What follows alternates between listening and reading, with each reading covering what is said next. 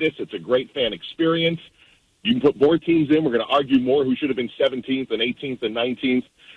That part, gets a little tiresome and frustrating if you're part of the fan base that doesn't get in. But I think overall, and outside of the fact that we didn't have any, real close games in the first round, I love the format. The tweaks will be there down the road, hopefully, for next year. And I like the direction we're going. Mark Kestisher's got your call for the Rose Bowl, January 1, 5 p.m. Eastern Time, part of a triple header on New Year's Day, Ohio State and Oregon. Kesty, excellent job. Thanks for joining us here on the College Football Playoff Preview Show. Looking forward to the quarters, boys. Thank you very much.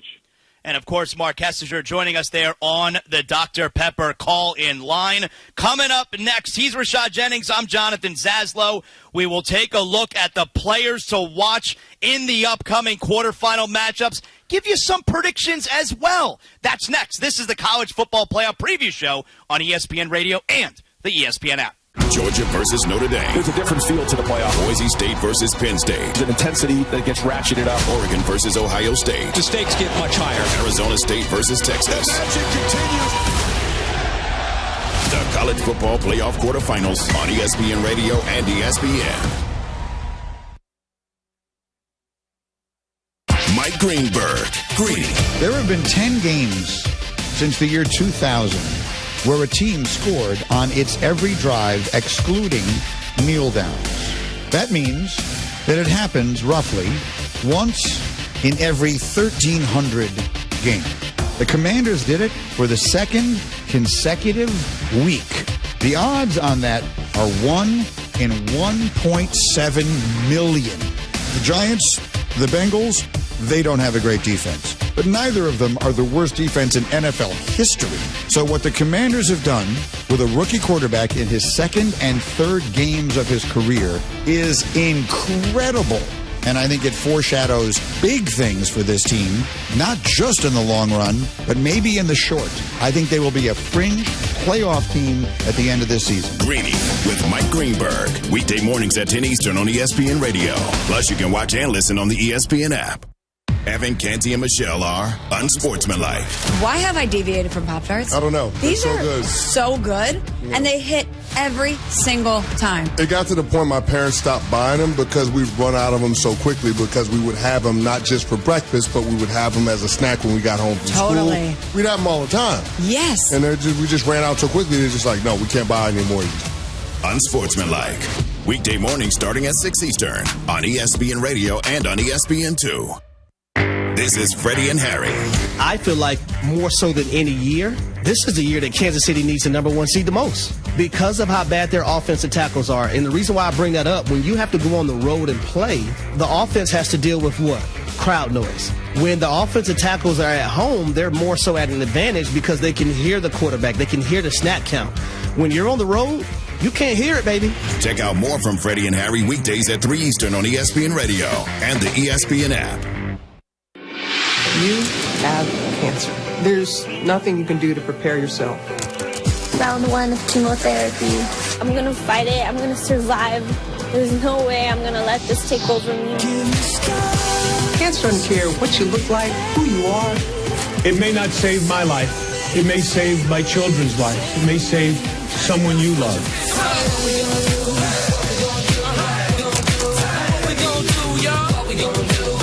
Get this cancer about you. Let's do it.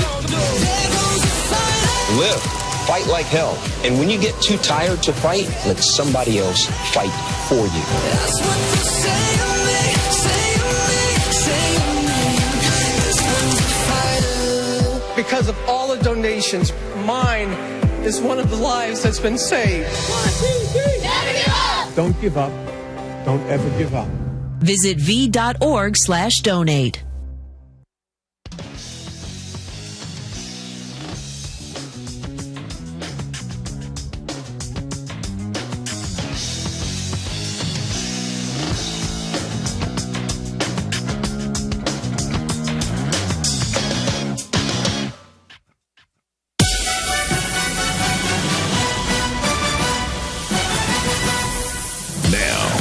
College Football Playoff Preview Show on ESPN Radio. This This is your college football playoff preview show on ESPN Radio and the ESPN app. We are presented by Progressive Insurance alongside former NFL running back Rashad Jennings.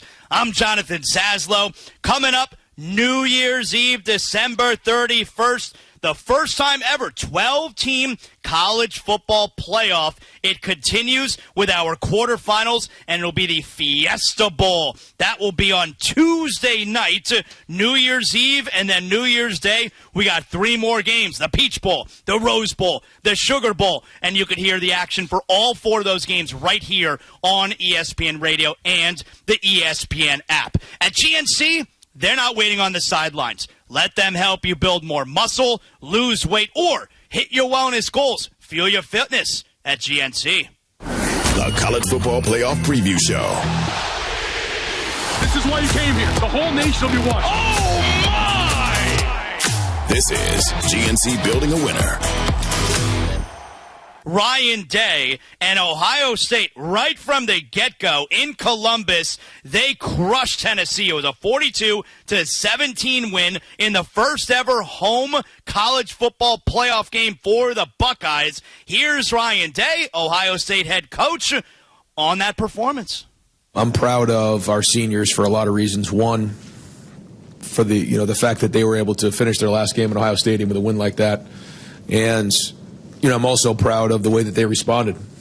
I told them in the locker room that, in life, you're going to be defined by the way you handle adversity in life, as a person, as a man, as a dad. And so, to see the way that they responded in this game, you can tell from the jump that they had a look in their eye that they were going to go win this game. Now, Rashad, Ohio State crushed Tennessee, and that's a really good win. I mean, obviously, we're talking Tennessee. That's a big-time SEC team, but let's not pretend like the pressure's off. Ryan Day still lost to Michigan, still didn't even get to appear in the Big Ten championship. It's great that they won a college football playoff game, but now they go to the Rose Bowl, and it's almost like, hey, the real work begins. Absolutely, and when you have one of the best rosters in all of college football, and you're at Ohio State, and your name is Ryan Day, and you look at your history, there's a high expectation. And so there, no knock, Tennessee, I think, had the best chance to win out of all the potential upsets of yesterday. However, Ohio State handled themselves very well. Now is on to the next. High expectations for you, especially because you lost to Michigan. It's still that stint.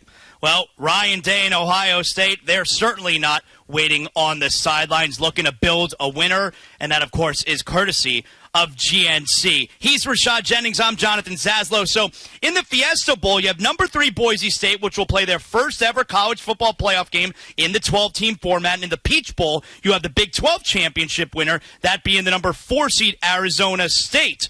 Do those 2 teams, Rashad, Boise State, Arizona State, do they need to win a college football playoff game to validate the season they've had?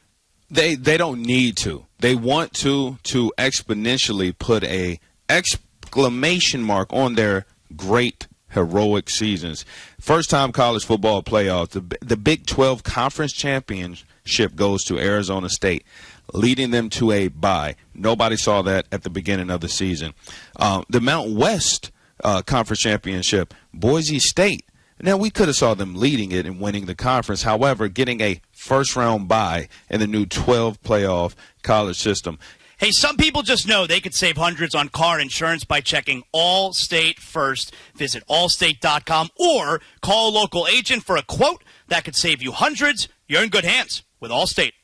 One-handed leaping interception at the 3-yard line. Who are we watching in the college football playoff? Watch and learn. Watch and learn. Are you kidding me? This is the Allstate Player Check-In.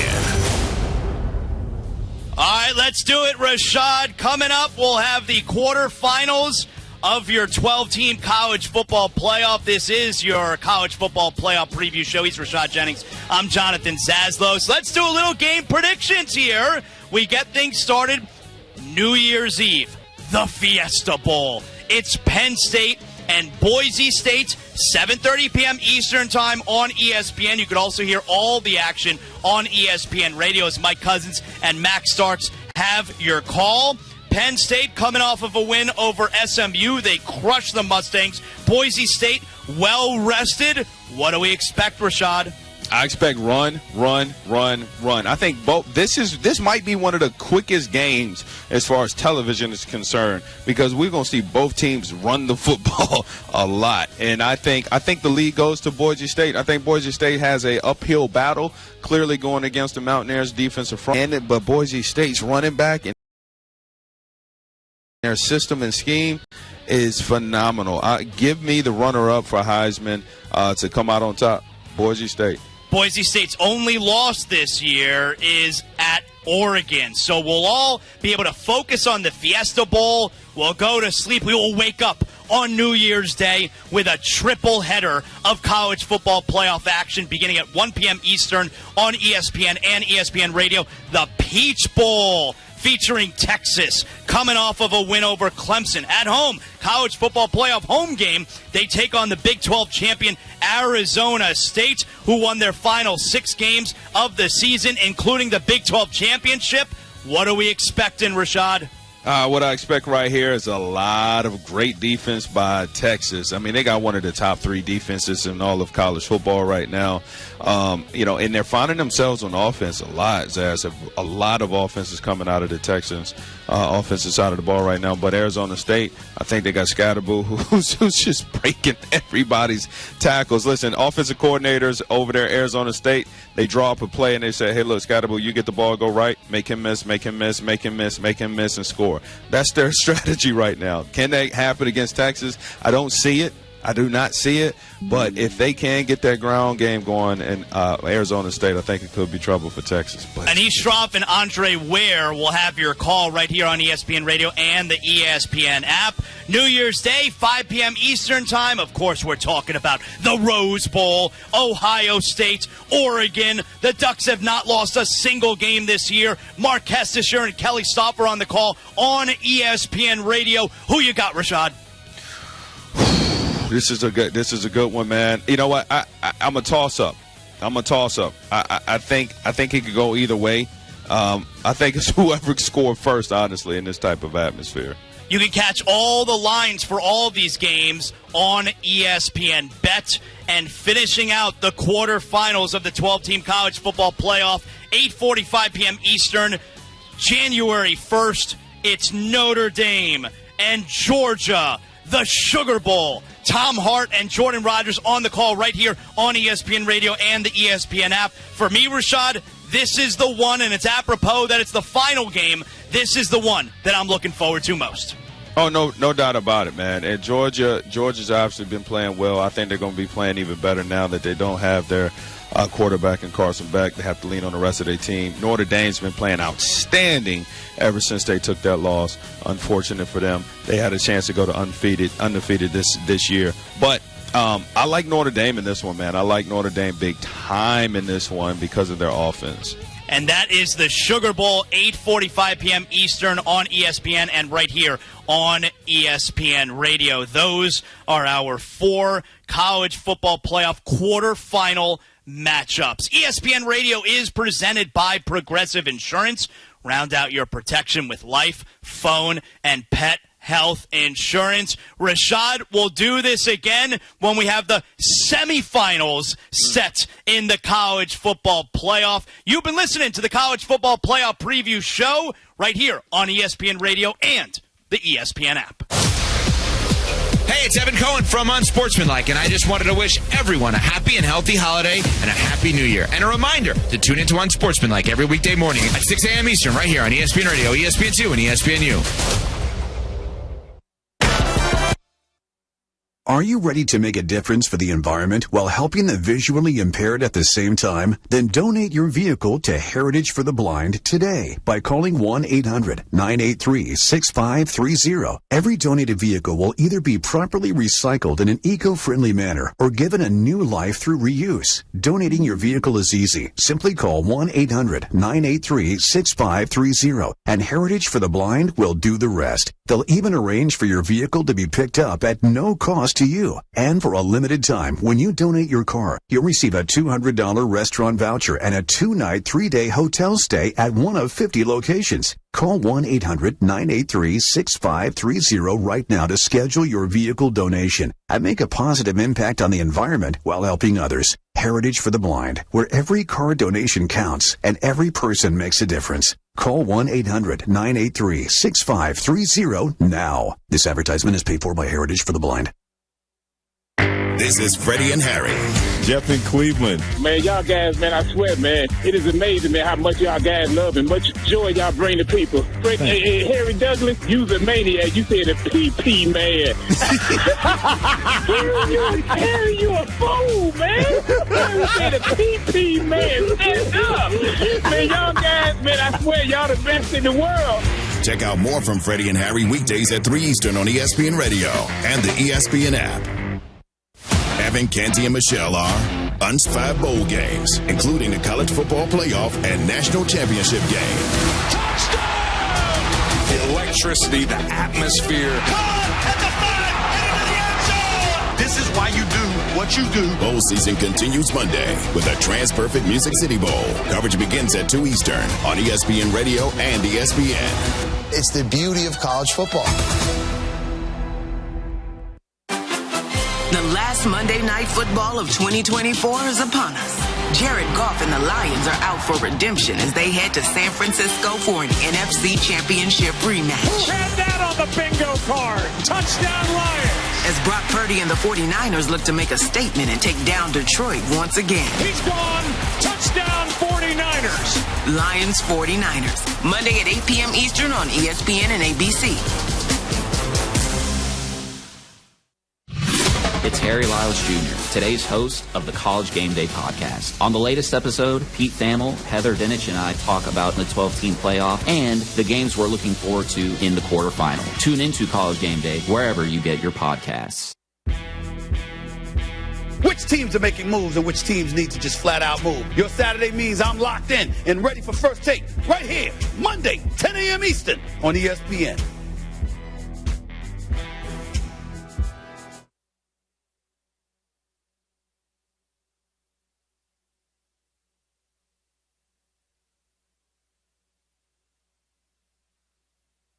This is SportsCenter. I'm Marty Hausberger. The Rams are up 13-9 on Arizona. 2:01 to go in that game. Cardinals trying to keep L.A. from clinching a playoff spot. We're driving a bit, but L.A.'s Cameron Kinchins intercepts a Kyler Murray heave at the goal line. The Cardinals do have the ball back at their own 36. T. Higgins took over in overtime to lead Cincinnati to a wild 30-24 win over Denver. Higgins caught a 31-yard pass to set up the winning touchdown. The Bengals trying to win it from the 3-yard line of Denver. Burrow looking to throw. His pass, it is caught by T. Higgins. Touchdown! It's over. Bengals! And the final playoff spot in the AFC will not be decided until the final week of the regular season. ESPN 1530. Higgins hauled in 11 balls for 131 yards and 3 touchdowns. Since he still needs a lot to happen next week to get in, the Broncos win against a Chiefs team that will probably rest its stars, and they take that last spot. The Chargers pummeled New England 40-7 to secure a postseason spot after sitting last year. Colorado may have the Heisman Trophy winner and expected top NFL draft picks, but BYU took it to the Buffaloes and their stars in the Valero Alamo Bowl tonight. 3rd and 3. They hand it off to Moa right up the gut for a touchdown. Almost untouched. A 13-yard score, and BYU is up 26-0. George Sedano on ESPN Radio. Cougars win 36-14. Hey, what's up? Aaron Goldhammer coming up Monday on Sportsmanlike. We are getting closer and closer to the NFL playoffs, but we're going to tell you which contenders we believe in the least. It's on Sportsmanlike, 6 a.m. Eastern, ESPN Radio, ESPN2, and ESPNU.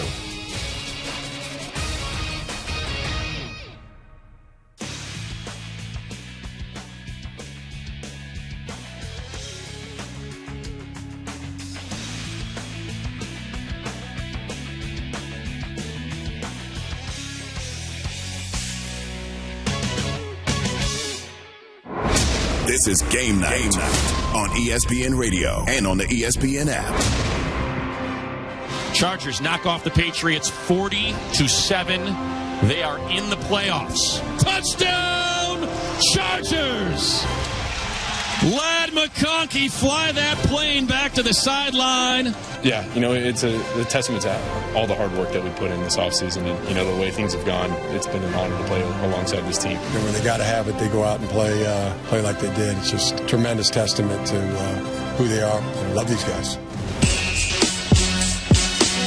Just one playoff spot remains in the AFC thanks to a Chargers dominating victory today. It is Game Night ESPN Radio. ESPN app, Sirius XM Channel 80. ESPN Radio presented by Progressive Insurance. I'm Gabe Neitzel along with Harrison Sanford.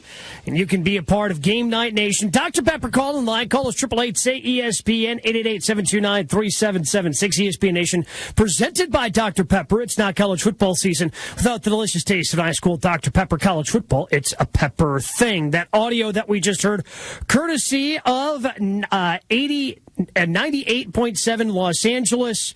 More on that in just a moment because the Rams are trying to hold on right now against the Cardinals. 13-9 they lead as we approach a minute to go, but the Cardinals on the move just outside the red zone. And Harrison, I know you're paying attention to this one because of fantasy football playoffs. I know there's some people out there that were waiting on the injury report for James Conner. Mm-hmm. He went into the game questionable. He got the green light to go. There's belief he would have got the full workload because Trey Benson, the backup running back, was ruled out, and James Conner didn't finish the first quarter. It's been a brutal watch for fantasy football players that way, that's for sure. But as a football fan, hey, you want some drama, man, and that's what we're getting here. The Rams, they're close to clinching the NFC West. They still need to win this game and need to win next week against the Seahawks, but they need to get this one. We love some drama, and that's what Saturday NFL gave us. Yeah, it certainly did. And the first game that kicked off, even though it was a domination from the Los Angeles Chargers, they clinch a playoff berth, Harrison, and they're now 10-6 on the season. It's just the second time in the career of that we've seen for Justin Herbert that he's going to be in the postseason. Had a tremendous game today, 281 yards, 3 touchdowns to lead them to that 42-7 victory over the New England Patriots. The job that has been done by Jim Harbaugh this year, I don't think he's going to ultimately win Coach of the Year, but this just continues. This guy, wherever he goes, he's going to win. He's going to have success. And I thought it was going to take them probably a year before they got to this point.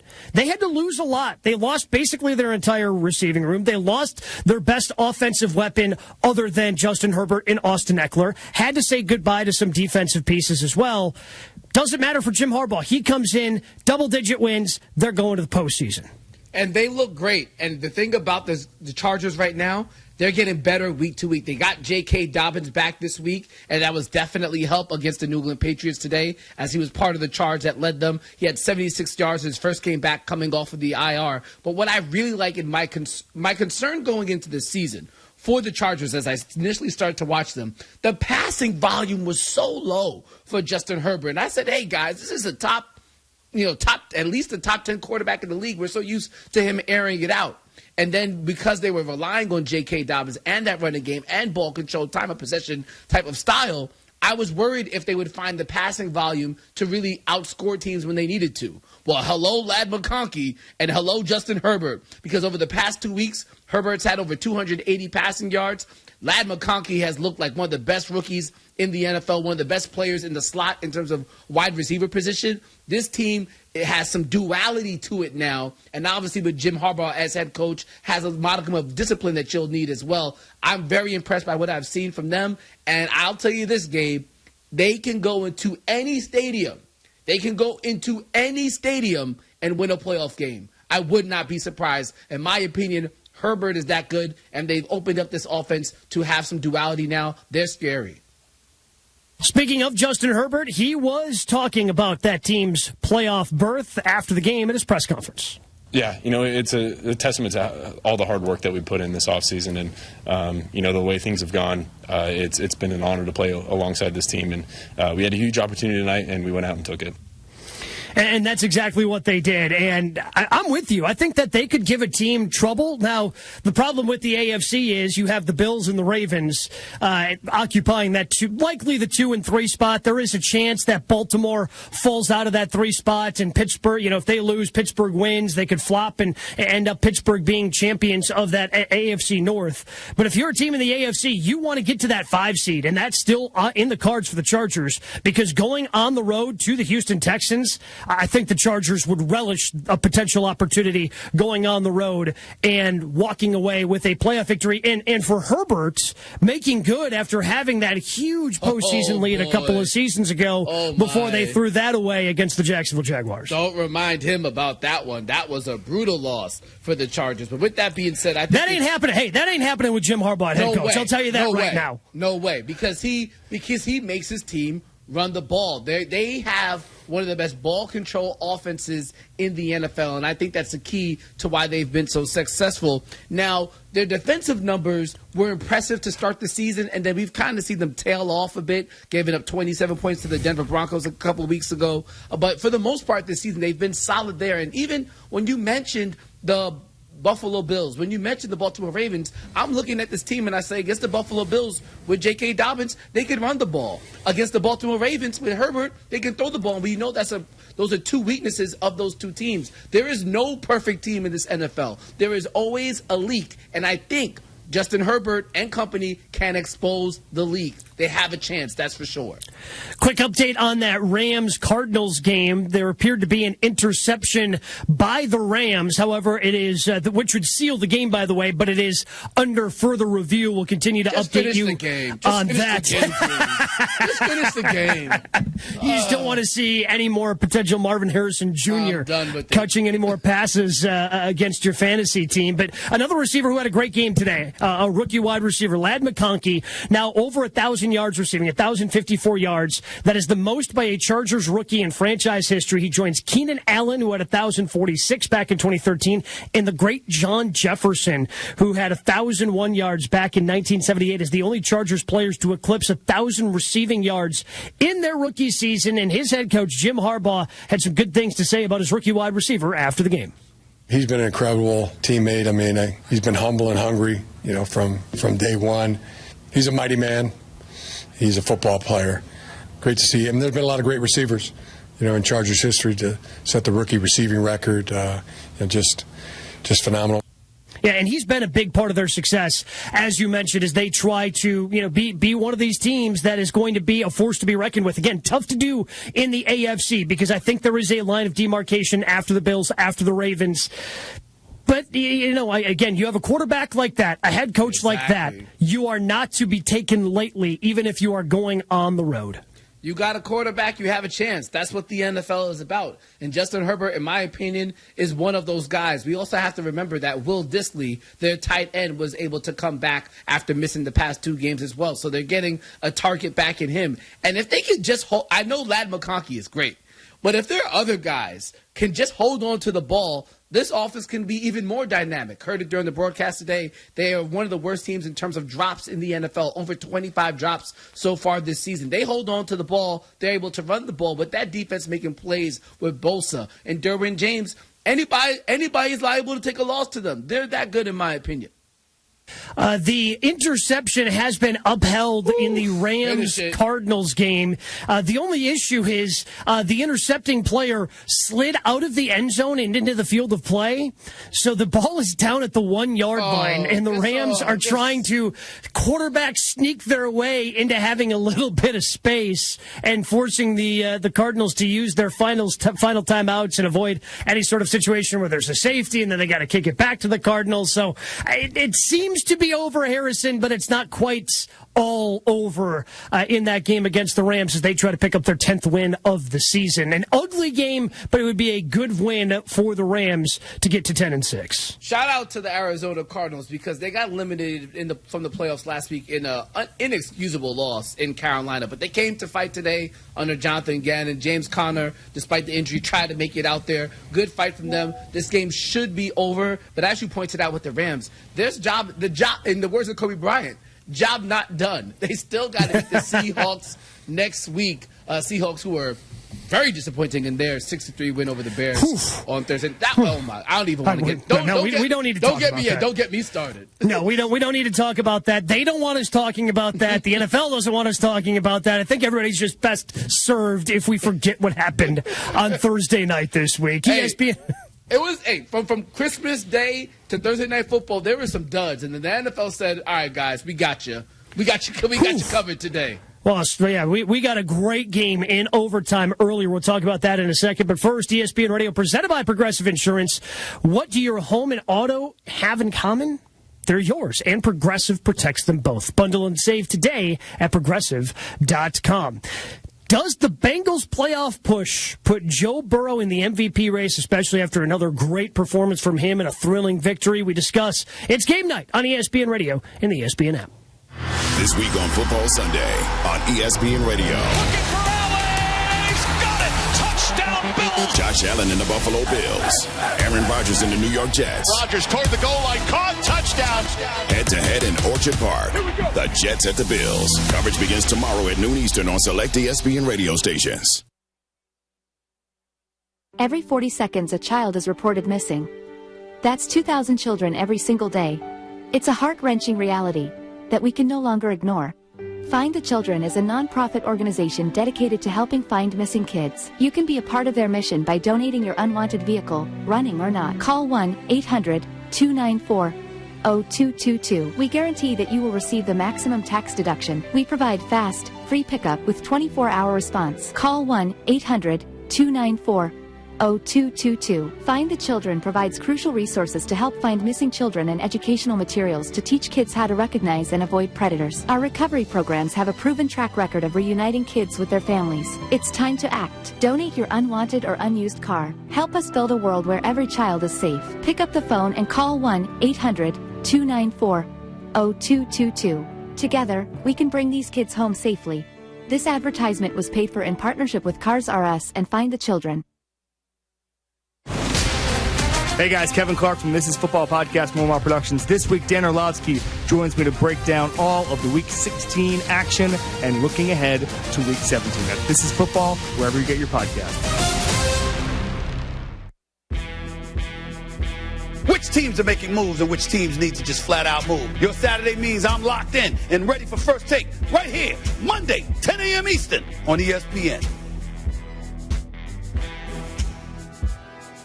You could just watch ESPN, but why not tap in? Tap into all your sports in one spot with the ESPN app. Tap into articles, analysis, and content with ESPN Plus.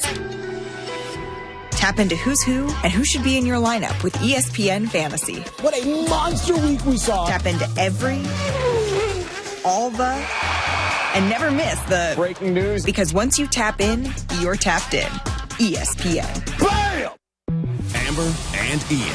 Dan Lanning, head coach of the Ducks, here with us on ESPN Radio. Oregon is undefeated. They're number one, yet they get the winner of Ohio State, Tennessee. People are saying that that's a flaw in this system. How do you feel? What an opportunity, man. We get a chance to go play some of the best teams in the nation, and it's not supposed to be easy to get to a national championship, but that's the furthest thing from my mind right now. Like, I'm focused on what's next for us. Amber and Ian, weeknights at 7 Eastern on ESPN Radio. It's bowl season on ESPN Radio. 25 bowl games, including the college football playoff and national championship game. Touchdown! The electricity, the atmosphere. At the 5 and into the end zone! This is why you do what you do. Bowl season continues Monday with the Trans-Perfect Music City Bowl. Coverage begins at 2 Eastern on ESPN Radio and ESPN. It's the beauty of college football.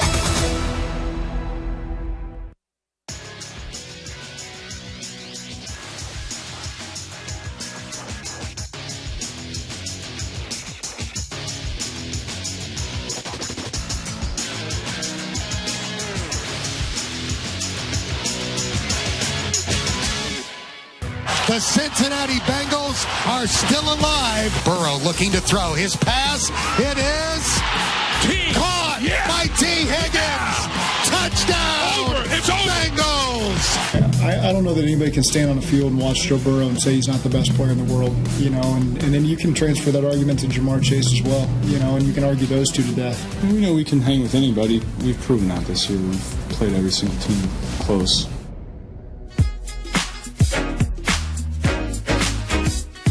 Audio courtesy ESPN 1530. Bengals win an overtime thriller. I'm Gabe Neitzel along with Harrison Sanford on Game Night, ESPN Radio, and the ESPN app. Before we get to the Bengals, it has gone final in Los Angeles. The Rams hold on to defeat the Cardinals. 13-9 is the final there. Rams now have double-digit wins on the season as they sit at 10-6. But the Bengals are the story of the day, Harrison, because they were 4-8 and left for dead. And look, chances are they still need to have four things, I guess, if you include the win, that they still need to get in their regular season finale. They still need another Broncos loss and then a loss tomorrow or next week by both the Dolphins and the Colts. So still a lot of things have to go the Bengals' way. But Joe Burrow, you just heard it there from Zach Taylor. I mean, he has been playing phenomenal football. 7th career game with 400 pass yards, ties Patrick Mahomes, Dak Prescott, and Dan Marino for the most such games through a player's first 5 seasons in NFL history. Burrow's been phenomenal. Does he deserve to be in the MVP conversation with Lamar Jackson and Josh Allen? He deserves to be in the conversation. By sheer number of the stats, 39 touchdowns, only 8 interceptions, over 4,000 passing yards, leading the NFL, 4,229. For sure, he deserves to be in the conversation. But no way, no how could he actually be the MVP. It would be a disservice to the most valuable player award for anybody to get it who isn't on a playoff team. Point blank, period. I know. I could almost agree with Zach Taylor. He very well might be the best quarterback in the NFL. Unfortunately for him, the team didn't play well in the beginning of the season. The defense has been a shell of what we used to know it over the previous seasons, if you compare it to what we've seen so far this year. You're not in the playoffs. You're disqualified from winning. You're not disqualified from the conversation, but you're disqualified from winning. And another thing that was brought up by Zach Taylor, he mentioned that Jamar Chase might be the best football player in the world.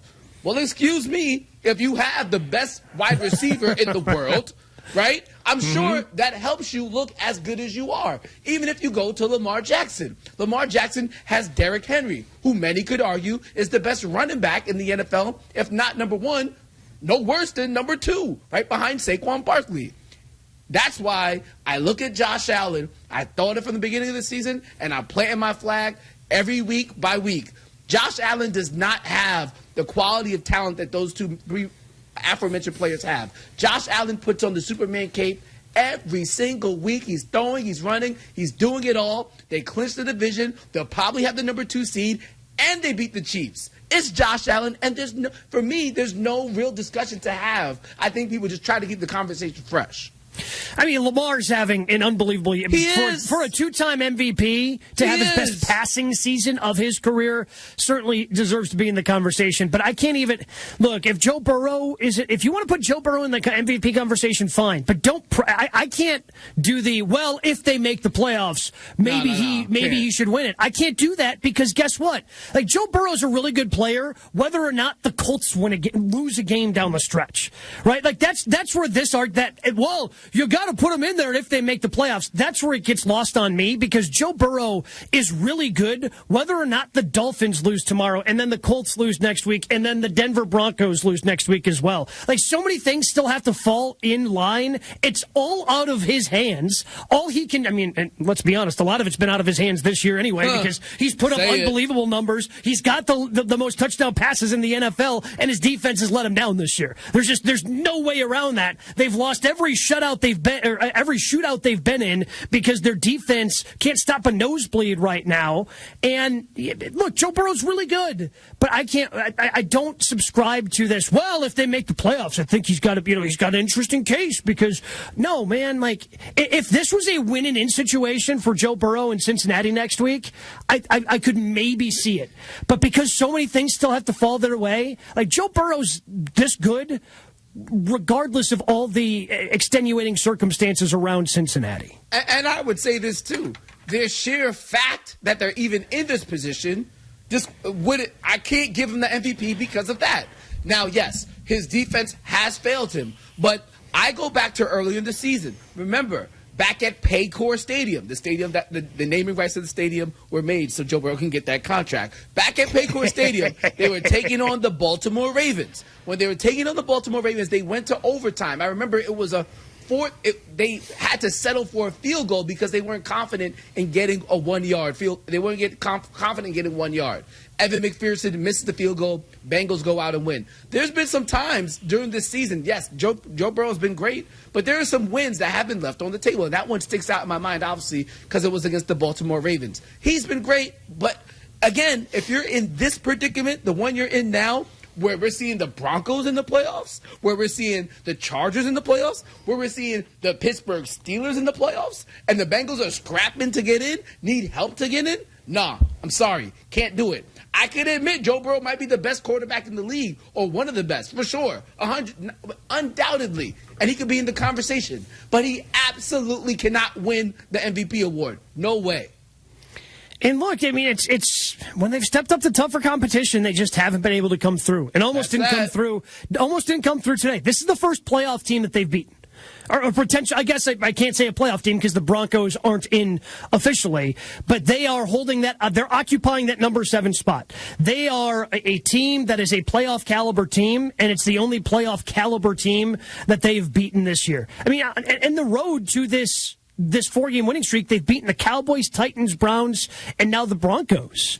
I mean, 3 teams that have been eliminated for a long time. I'm saying that I don't think it's a guarantee they beat the Steelers on the road next week. They just lost 44-38. That's a team we just watched struggle to score points with Russell Wilson, and going to the point where after they played on Christmas, well, I mean, okay, what's going on with the Steelers? What's going on? No, last time they played, they gave up 44 points. The Steelers put up 44 on Cincinnati in Cincinnati. So with this whole Bengal thing, it's been entertaining. And if they get in, like, that's a team Buffalo is hoping, sitting there in the number 2, they don't have to see Joe Burrow come to Orchard Park in a couple of weeks to kick off the postseason. They'd much rather see Denver or Miami or Indianapolis. But at the same time, I don't think it's a foregone conclusion that the first leg of the 4 things that they need to happens next week, because this defense just is going to give up a bunch of points. It's a shame. It's a shame when I look at this Bengals thing, because at the end of the day, I don't think they make it. I think the Chiefs are going to lay down. The Broncos will probably still end up getting in as they take on the Chiefs next week. But I will say this.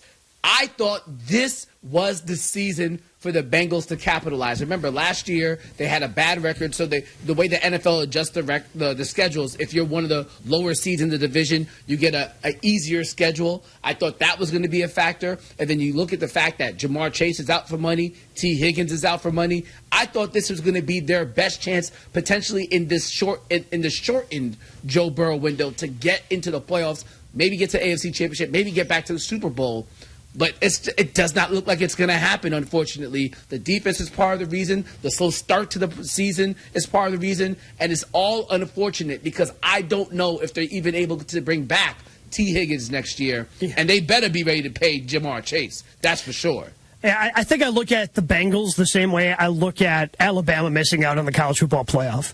Like, yeah, you're really good. You probably would have scared some people, but don't lose 24-3. Like, you can't open up the season with a loss to the New England Patriots. You are one of the 3 wins that the Patriots have had all season long. Like, you just can't do that. You can't do it. And so if you would have won that game, your chances of making the postseason a whole heck of a lot higher. So I don't feel sorry for you. I don't feel sorry for Zach Taylor or Joe Burrow or Jamar Chase, because you scored 10 points in that game. You scored 10 points against a Patriots team that we know is not any good. We're going to continue to talk about the Bengals with Ben Baby, ESPN NFL Nation Bengals reporter next. It's Game Night on ESPN Radio. Hey, it's your resident Super Bowl champ, Chris Canty from Unsportsmanlike, and I just want to wish everyone a happy and healthy holiday season. And Happy New Year. And reminder, tune in to Unsportsmanlike every weekday morning starting at 6 right here on ESPN Radio, ESPN2, and ESPNU. If you have ever thought about remodeling your bathroom but were worried it would take too long or cost too much, then stop worrying. Right now, Jacuzzi Bath Remodel has designed a collection of high-quality custom products and perfected the one-day remodeling experience so you can enjoy your new bathroom faster than ever before. It's a worry-free bath remodel from the most trusted brand name in the business, Jacuzzi. A jacuzzi bath system fits in your existing tub space. It's a no-mess installation with an amazing style selection, factory-certified installers, and a limited lifetime warranty. Call 800-717-4599. That's 800-717-4599 right now and get 50% off installation with no interest and no payments for 12 months. Replace that old bathtub today with a walk-in shower for a safer bathing experience. If you have lived in your home for over 15 years, it's time to remodel your bathroom. For a virtual or in-home appointment, call 800-717-4599. That's 800-717-4599. 800-717-4599. Which teams are making moves and which teams need to just flat out move? Your Saturday means I'm locked in and ready for First Take right here, Monday, 10 a.m. Eastern on ESPN. I'm a Florida State fan. Oh, my goodness. I listened to you just about I thought you were a Bama fan. Oh, my goodness. All Fight Bomb. Weekdays at 3 Eastern on the ESPN app and the SEC Network. Central Division rivals clash on ESPN Hockey Night. Dallas. Definitely a playoff team. There's no question about it. And its stars. Duchesne scores! Odger kept it out! Jason Robertson! Travel to the Windy City to face Connor Bedard and the Blackhawks. He's the heartbeat of this team. Bedard with a shot, he scores! That's hockey.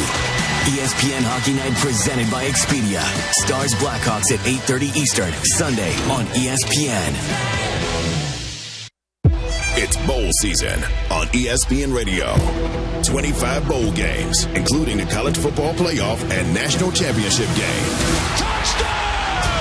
The electricity, the atmosphere. At the 5 and into the end zone! This is why you do what you do. Bowl season continues Monday with the TransPerfect Music City Bowl. Coverage begins at 2 Eastern on ESPN Radio and ESPN. It's the beauty of college football. You could just watch ESPN, but why not tap in? Tap into all your sports in one spot with the ESPN app. Tap into articles, analysis, and content with ESPN Plus. Tap into who's who and who should be in your lineup with ESPN Fantasy. What a monster week we saw. Tap into every, all the, and never miss the breaking news. Because once you tap in, you're tapped in. ESPN. Bam!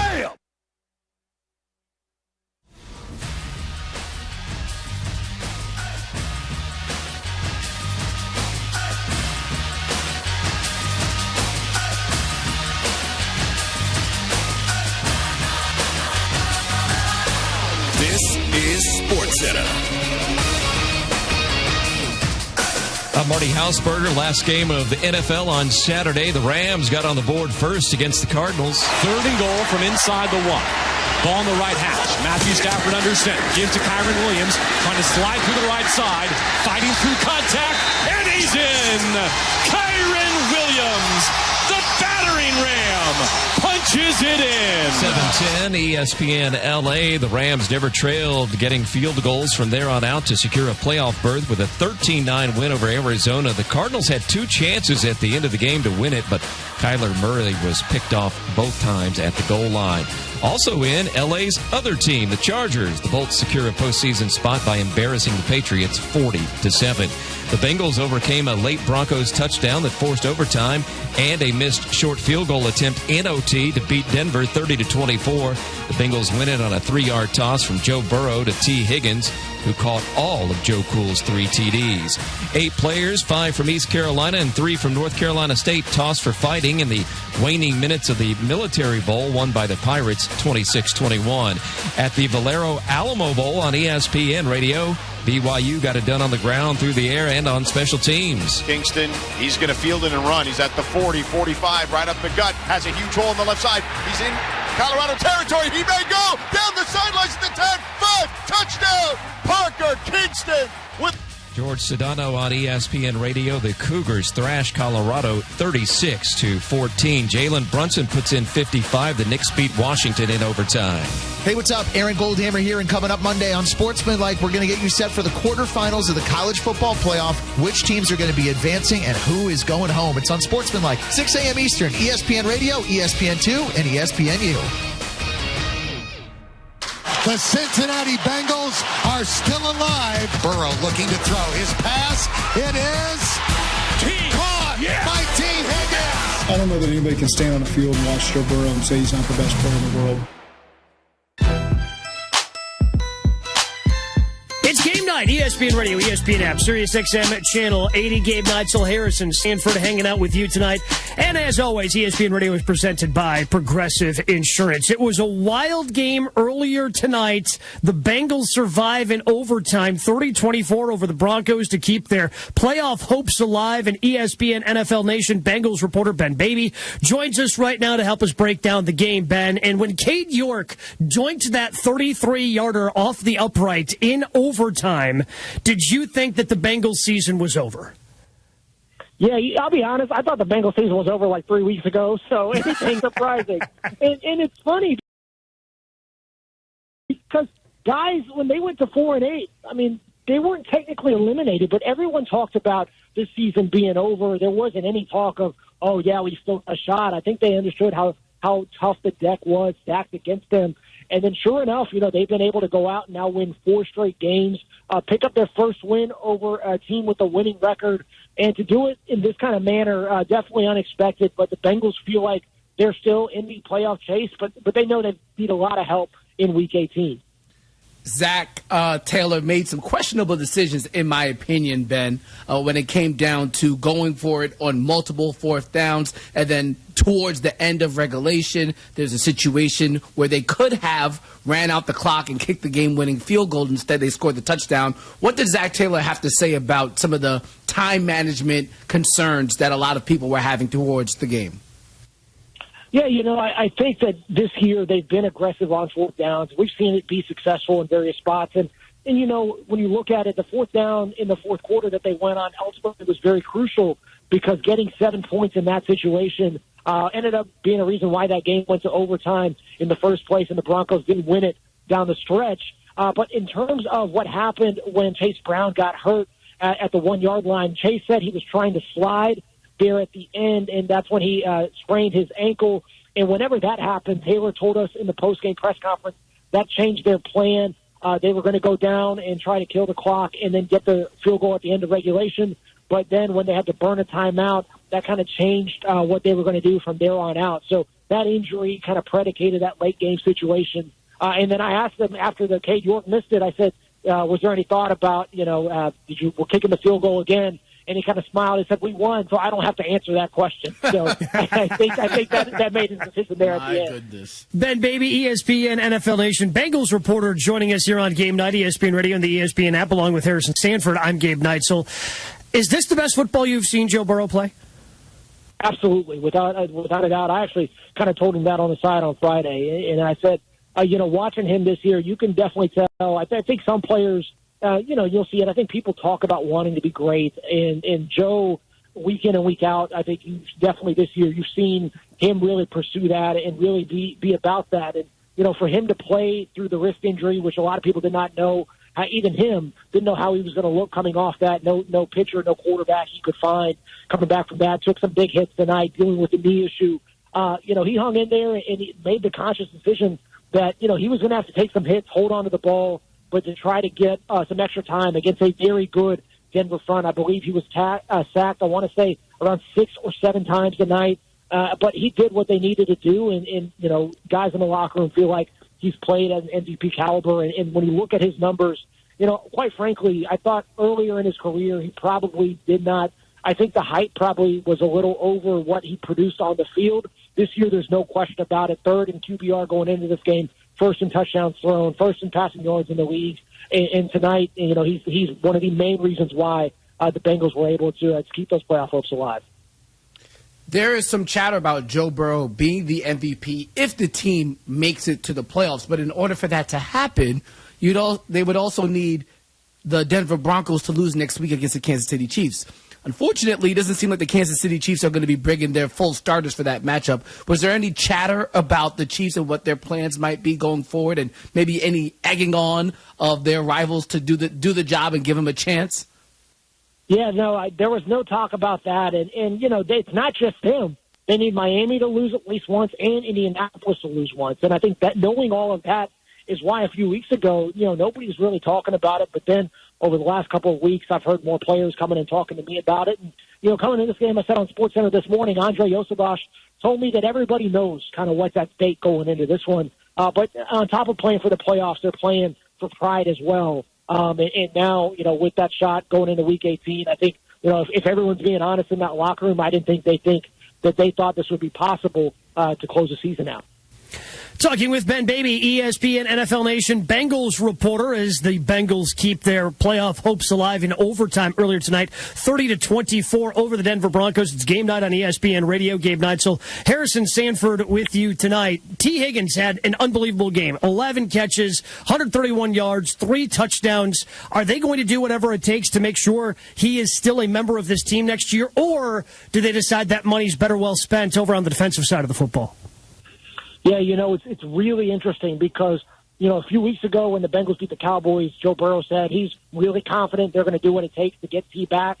And I asked him out at his locker after the game, after his press conference, he was very confident privately as well. And then tonight was interesting. Burrow, when I asked him, could you envision this offense without T? He said, we've had games out there where T hasn't been there. And then T at his locker after the game said that he knows that this could have been his last game in Cincinnati. He said he hopes not. He hopes that they can find a way to make it work.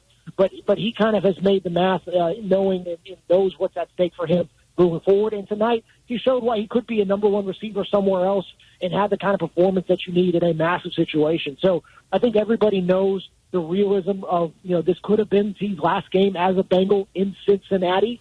But I think they're going to try to see what might work. And knowing not only do you have to fix the defense, but also a guy by the name of Jamar Chase is going to want to get paid as well. Mm-hmm. And he might win the Triple Crown, and that will not be a cheap contract either. Ben, if you look at what has happened this year so far for the Bengals, more than likely they still miss the playoffs regardless of how well they played offensively. I wonder, and maybe you have some intel here, do you think Zach Taylor will survive if this team does not make the playoffs, considering how poor the team has started the year yet again? Yeah, I haven't heard anything so far that would indicate that. I know that there's been, some grumblings from fans and whatnot, but you see kind of how they've played over the course of this backstretch of the year. I think, it's impressive that they haven't folded yet. At 4-8, it could have been easy for them to pack it in. That they won 4 straight games, one tonight against a very good Denver defense. I imagine there will be, some pressure if they don't make the playoffs this year about especially those slow starts, which have been a characteristic of his teams for the last 6 years. I think there's going to be questions about Lou Anarumo's future moving forward, given how the defense played this year. But, Joe has had a lot of support of Lou, a guy that he's known for a long time, a friend of the family for the Burrows and his dad, Jimmy. So, we'll see what happens. I think that, asking about Taylor's future, that might be a little premature. But, I think that if the Bengals don't make the playoffs, there are going to be some conversations about how this staff is built moving forward. And definitely it will be all eyes on Taylor in 25 to see if they can fix some of the issues that kept them out of the playoffs this year. Ben, we appreciate the time, appreciate the insights of the Bengals as they pull off the win in overtime tonight. Yep, thank you all. Ben Baby, ESPN NFL Nation Bengals reporter, joining us here on Gabe Night, along with Harrison Sanford. I'm Gabe Neitzel, and I'm not going to lie, Harrison, watching that game, I thought when Cade York doinked that ball off the upright, I thought that was it, because all the Broncos needed was a tie. A tie got them into the postseason. As long as they didn't lose tonight, that would have secured a postseason berth for them. Instead, they give it up on a 3-and-out, and ultimately the Bengals go down, score a touchdown for that 30-24 final. It was incredible to see the Bengals come back after all those missteps that they had. When that Marvin Mims reception happened in the end zone, I thought, oh, my goodness, I can't believe it. I can't believe that this is actually going to happen. But kudos to the Bengals. It wasn't just like they got the ball to start overtime and they scored in the first drive. They had to get some defensive stops as well. So kudos to them. They stayed alive for another week. I think it's all about signed, sealed, and delivered next week. Even if they do end up getting a win over the Steelers, but hey, they did make it entertaining. They have gone out. They did go out swinging. They have gone out swinging. Meanwhile, the final game on the NFL slate today, the Rams. They're taking a little baby step closer to winning that NFC West title. We go over them coming up next. It's Game Night, ESPN Radio and the ESPN app. Georgia versus Notre Dame. There's a different feel to the playoff. Boise State versus Penn State. There's an intensity that gets ratcheted up. Oregon versus Ohio State. The stakes get much higher. Arizona State versus Texas. The magic continues. The College Football Playoff Quarterfinals. New Year's Eve and New Year's Day on ESPN Radio and on ESPN. The College Football Playoff has arrived. Georgia versus Notre Dame. There's a different feel to the playoff. Boise State versus Penn State. The stakes get much higher. Oregon versus Ohio State. There's intensity that gets ratcheted up. Arizona State versus Texas. The magic continues. The College Football Playoff Quarterfinals. You can feel the electricity. New Year's Eve and New Year's Day on ESPN Radio and on ESPN. The last Monday Night Football of 2024 is upon us. Jared Goff and the Lions are out for redemption as they head to San Francisco for an NFC Championship rematch. Who had that on the bingo card? Touchdown Lions! As Brock Purdy and the 49ers look to make a statement and take down Detroit once again. He's gone! Touchdown 49ers! Lions 49ers. Monday at 8 p.m. Eastern on ESPN and ABC.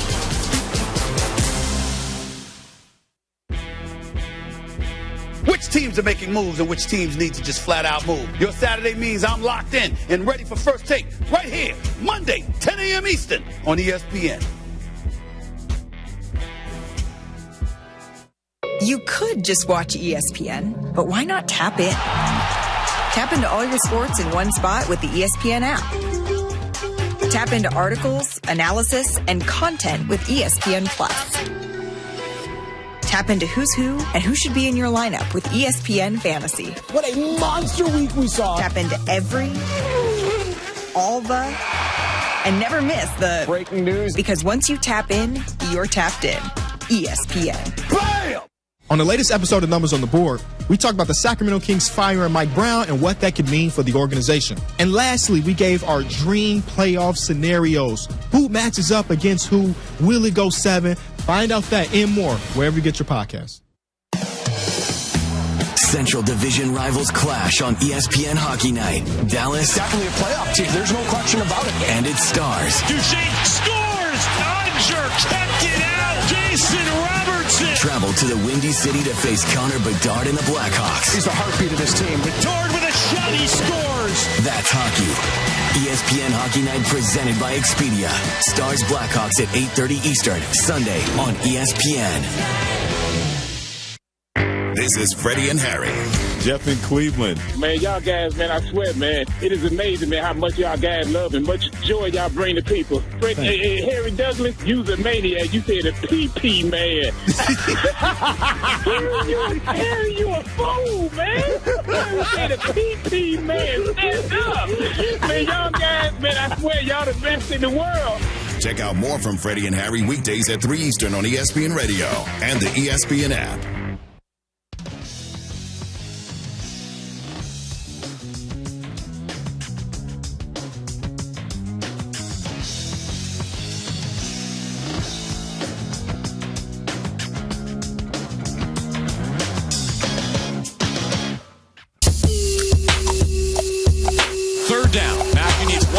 Snap, he puts a knee down, he's got it, the Rams win. 13-9, they defeat the Arizona Cardinals on the back of consecutive interceptions at or in the end zone. The first by Cam Kitchens, the second by Ahkello Witherspoon. The Los Angeles Rams have won 5 in a row for the first time since their Super Bowl season of 2021. That's what Sounds like on 710 ESPN LA. It's Game Night, ESPN Radio and the ESPN app. I'm Gabe Neitzel along with Harrison Sanford. ESPN Radio presented by Progressive Insurance. Progressive offers a great price and round-the-clock protection when bundling home and auto. It's one of those rare times where you could save money and get something great. Bundled today at Progressive.com. There is still a chance that the Rams could wrap up the NFC West and their playoff berth, Harrison, by the end of this week. So after the win, and by the way, if you want all of this information, ESPN.com, the place to go, up to date on all the clinching scenarios and the possibilities of teams making the playoffs. And they have it right now with the Rams as a 99.9% chance to make the postseason. Rams need 3+ wins from the following teams to clinch the NFC West, because this would be the strength of victory tiebreaker. Vikings, Bills, Niners, Commanders, Browns. If 3 of those 5 teams win, the remainder of the games coming up tomorrow, Harrison, they would end up winning the NFC West, and next week's game would be completely irrelevant between the Rams and Seahawks. Had the Rams lost, it would have been a winner-take-all scenario next week for the NFC West, but instead, the Rams very much now in control of that division at 10-6. And they're a scary team if they make it to the postseason. I'll tell you that. You know, it's interesting. If you go all the way back to week number 8, it was at that point there was some murmurs around what the Rams might be doing going forward. Were they going to trade Cooper Kupp? Was this going to be the last season for Sean McVay? What happened during that Thursday night football that week? They beat the Minnesota Vikings 30-20, and that was a game where Puka Nacua made his return back to the team. And ever since then, this team has been different. It feels as if this offense now has some more weapons to it. Kyren Williams has been solid as a rock all season long. But now you bring back Puka Nacua. It feels as if this defense continues to get better week over week. Jared First on that defensive line has been a force for them.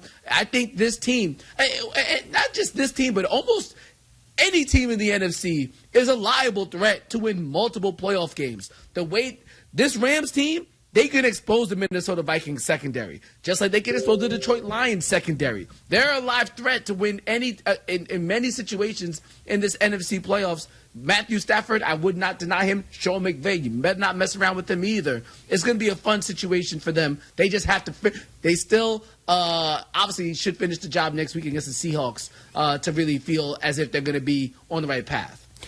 It's a situation where I'm with you. The NFC feels a lot deeper than the AFC does to me. And a lot of that has to do with how beat up the Lions are on defense and the number of injuries they had. If they were half as healthy, I guess, if half the names that are on the IR right now were back, and I'm not even including Aiden Hutchinson, who's been out for so much of the season, I feel like it would be a different feeling with the Lions. We just don't quite know what that defense is going to look like with all the different injuries they had. Yes, they looked good against the Chicago Bears last time out, but I mean, who hasn't looked good against the Chicago Bears? On defense. Well, defensively, they look fine. They were fine defensively. Yes.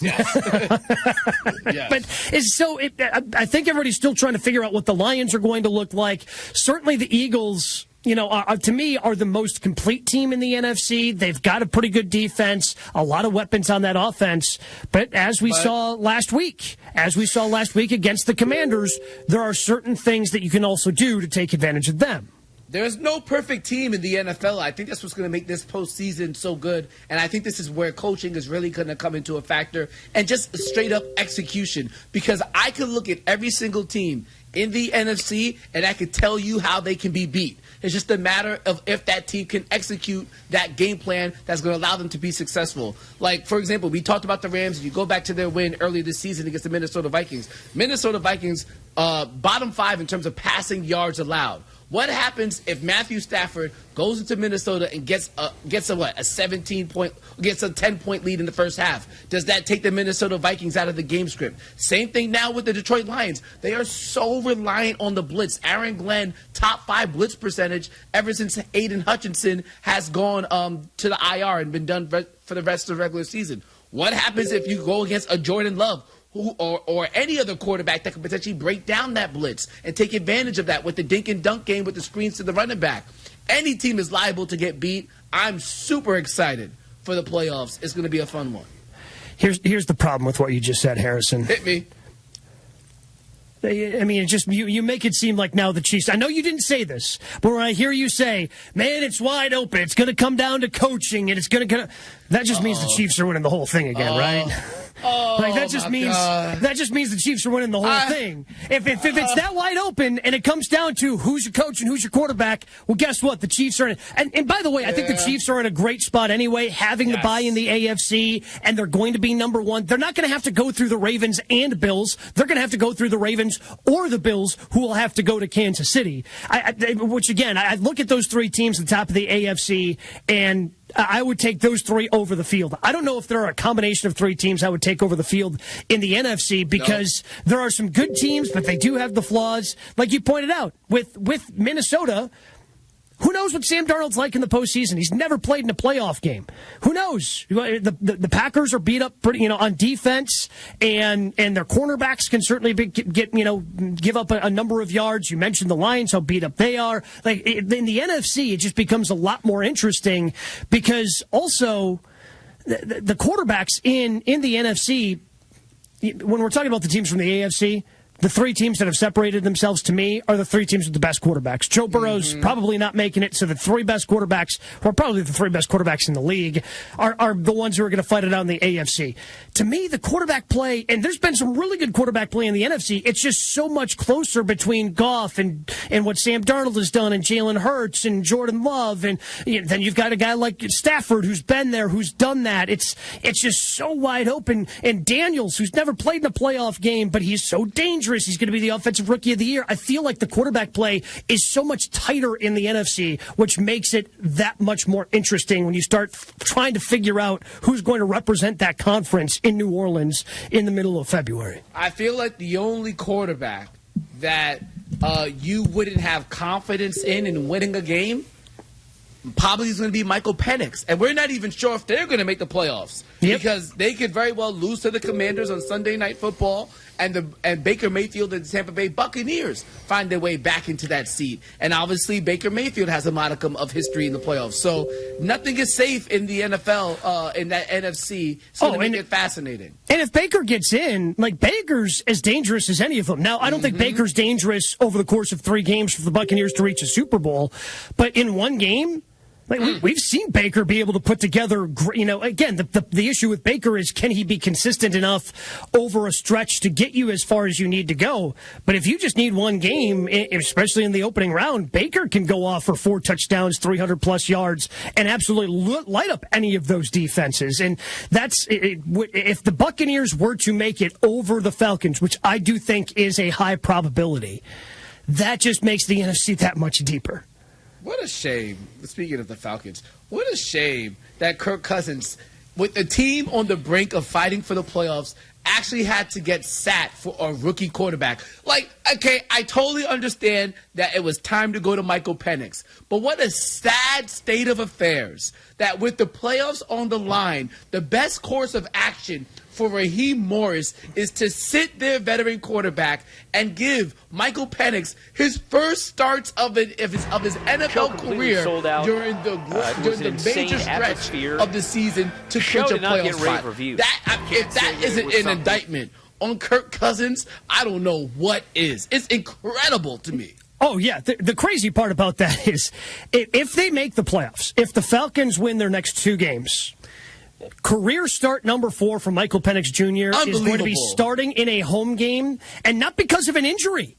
Right, like we've seen other quarterbacks be forced into opportunities because of injuries. I think everybody thinks of Nick Foles. Granted, it wasn't a rookie, but Nick Foles wasn't expected to be the quarterback of the Philadelphia Eagles when they won the Super Bowl a handful of years ago. So we've seen that with injury. But Kirk Cousins isn't injured. Penix is just in there because they didn't have any better options. Incredible. And they had to go, get in there, kid. Hopefully it works out. Hopefully you're better than the tenured veteran that we just paid big bank to in the offseason. I know it's one game, but he was. I know you were playing the Giants, but it's like you were playing a murderer's row during the 4-game losing streak, and even the game that Kirk Cousins won where he didn't play well. To me, that was certainly the right decision. We hear from the Rams after the win next. It's Game Night on ESPN Radio.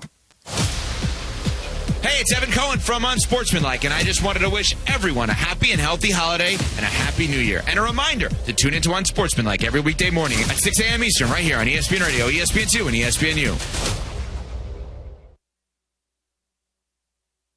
Individuals and businesses with tax problems, listen carefully. Do you feel like you're losing control of your finances? If you owe over $10,000 in back taxes or have unfiled tax returns, we can help you take back control. The IRS is the largest and most aggressive collection agency in the world, and they can seize your bank accounts, garnish your paycheck, close your business, and file criminal charges. Take control of your tax problem now by calling the experts at U.S. Tax Shield and take advantage of the Fresh Start program and new laws that may allow us to negotiate a settlement for the lowest amount possible. Our team of tax attorneys and enrolled agents can stop collections and get you protected so you can take control of your financial future. U.S. Tax Shield offers a price protection guaranteed quote to get you protected today. U.S. Tax Shield is A+ rated with the Better Business Bureau, so call now. 800-687-5192. That's 800-687-5192. U.S. Tax Shield. 800-687-5192.